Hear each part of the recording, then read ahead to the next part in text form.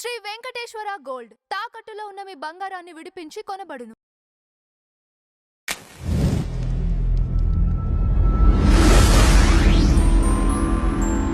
నమస్తే అండి, welcome to tree media. మనతో పాటు writer and director Kanagala Jayakumar గారు ఉన్నారు. సార్ నమస్కారం. నమస్తే అమ్మా. సార్, తమిళనాట హీరో విజయ్ త్రిషల వ్యవహారం చాలా నెట్టింట్లో చాలా రచ్చలేపుతోంది.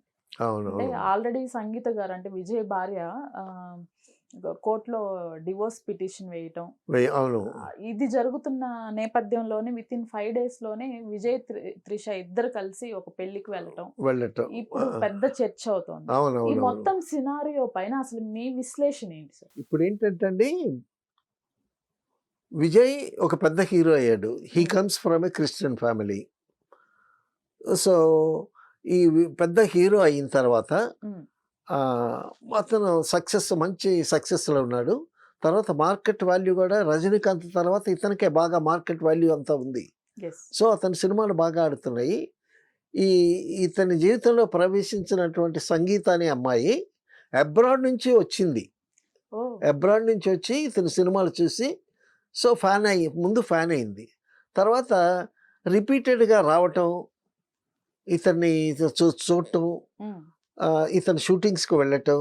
సో ఇతను గమనించి ఒకసారి జనరల్గా I'm so and so, I come from, I like your movies, is very good, you're a very good hero, ఇవన్నీ ఉంటాయి కదా, కొన్ని సొలుకబులు ఉంటాయి కదా. సో ఈ అమ్మాయి మెనీ టైమ్స్ రావటం ఇతనికి అమ్మాయి మీద ఒక ఇంప్రెషన్ కలిగింది.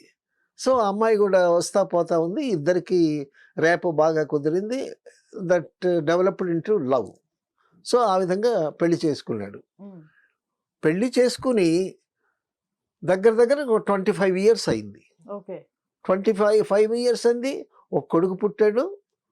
సో ఇటువంటి పరిస్థితుల్లో ఇతనికి ఫ్యాన్ మైల్ పెరిగింది. ఇప్పుడు పాలిటిక్స్లోకి ఎంటర్ అయ్యాడు. ఇతను క్రిస్టియన్ అయినందువల్ల వాళ్ళ ఫ్యామిలీ క్రిస్టియన్స్, మరి ఇతను క్రిస్టియన్ అయ్యాడో లేదో మనకు తెలియదు. సో ఇతను క్రిస్టియన్ కాకుండా ఉంటే ఎస్సీగానే ఉంటాడు. సో ఎస్సీస్ కానీ, బీసీస్ కానీ, బ్యాక్వర్డ్ క్లాసెస్ కానీ ఒక అతని మీటింగ్స్కి బ్రహ్మాండంగా జనం తండోపతండాలుగా వస్తున్నారు. He's a very good speaker. His father was a writer. His mother is a singer. ఒక మంచి ఫ్యామిలీ. సో ఇతను పెరిగేసరికి సో ఇవి ఒక పక్క ఇతనికి పెళ్ళయి ఒక కొడుకు పుట్టిన తర్వాత కూడా ఆ అమ్మాయి ఫ్యాన్ రావటం, వాళ్ళిద్దరు లవ్లో పడటం, సో జరిగి పెళ్ళయింది. బాగానే ఉన్నారు.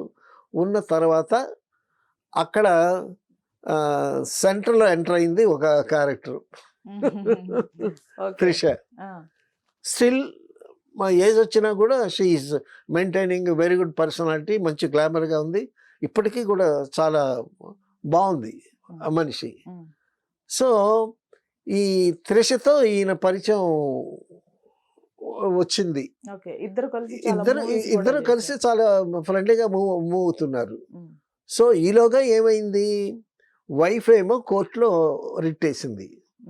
ఏమని, నా భర్త ఒక ఫిల్మ్ స్టార్తో అక్రమ సంబంధంలో ఉన్నాడు కాబట్టి నాకు విడాకులు ఇప్పించండి అని కోర్టులో పిటిషన్ వేసింది.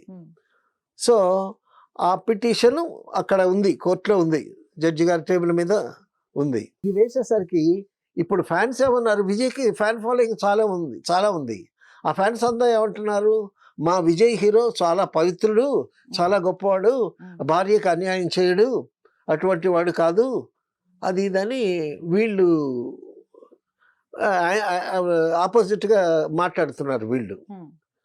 సో ఎప్పుడైతే డైవర్స్ కావాలని ఆవిడ కోర్టులో పిటిషన్ వేసిందో, మరి ఏమనుకున్నాడు విజయ్, శుభ్రంగా త్రిషను తీసుకుని చక్కగా ముస్తాబాయి ఇద్దరు ఒక పెళ్లికి అటెండ్ అయ్యారు. అంటే ఇదేంటి, త్రిషను నేను చేసుకోబోతున్నాను అని ఇండైరెక్ట్గా చెప్పటమా, లేకపోతే ఫ్యాన్స్ డిసప్పాయింట్ అవుతారు కదా. ఇప్పుడు అంత ప్రేమగా ఉండేటటువంటి ఫ్యాన్స్ ఈ విషయం చూసి ఏంటి ఇంత బాగా నమ్మేమే అతన్ని, చాలా మంచివాడే, he comes from a very good family, ఒక మంచి భార్య ఉంది, ఒక కొడుకున్నాడు, మంచి ఫేమ్ ఉంది, పాలిటిక్స్లోకి వస్తాడు డెఫినెట్గా. ఇప్పుడు స్టాలిన్ గారికి అదే కలవరం. ఆయన ఫ్యాన్ మెయిల్, ఆయన మీటింగ్స్కి వచ్చే జనాన్ని చూసి ఈయన కూడా కొంచెం ఆలోచిస్తా, పొలిటికల్ రైవల్టీ ఉంటుంది కదా. సో ఇప్పుడు వీళ్ళిద్దరూ చట్టపట్టాలు వేసుకొని ఒక పెళ్ళికి వెళ్ళినందువల్ల ఈ మెసేజ్ ఏమడుతుంది సోషల్ మీడియాలో, ఫ్యాన్స్కి ఏమనిపిస్తుంది, భార్య ఉంటుండగా కలిసి తిరుగుతున్నారు. రైట్. అంటే ఇది ఇది ఇప్పుడు ఈ పర్సనల్ మ్యాటరు అతను పార్టీకి కానివ్వండి, లేదంటే రేపు ఎలక్షన్ టైంలో కానివ్వండి, ఎఫెక్ట్ అయ్యే ఛాన్స్ ఉంటుందంటారా? ఏమండి, అంటే ఇమీడియట్గా ఎలక్షన్స్ వచ్చాయనుకోండి, దీని ఇంపాక్ట్ డెఫినెట్గా ఉంటుంది. Right right okay. So when you take time ఉందనుకోండి, ఏమండి, రాజకీయ నాయకులందరూ ప్రజల మతిమరుపు మీదే బతుకుతారండి. కొన్నాళ్ళు అయ్యేసరికి మర్చిపోతారు ఈ విషయం, కొన్నాళ్ళు అయ్యేసరికి మర్చిపోతారు. ఈయన సపోజ్ ఫ్యూచర్లో సో కోర్టు డైవర్స్ అడిగింది అనుకోండి, ఈయన వెంటనే డైవర్స్ ఇచ్చేస్తాడు, త్రిషను చేసుకోవచ్చు, తప్పేం లేదు. ఇప్పుడు ఒక నటితో ఇల్లీగల్ కాంటాక్ట్ ఉన్నందువల్ల నేను డైవర్స్ అడుగుతున్నాను, నా దగ్గర ప్రూఫ్స్ ఉన్నాయని అంటుంది.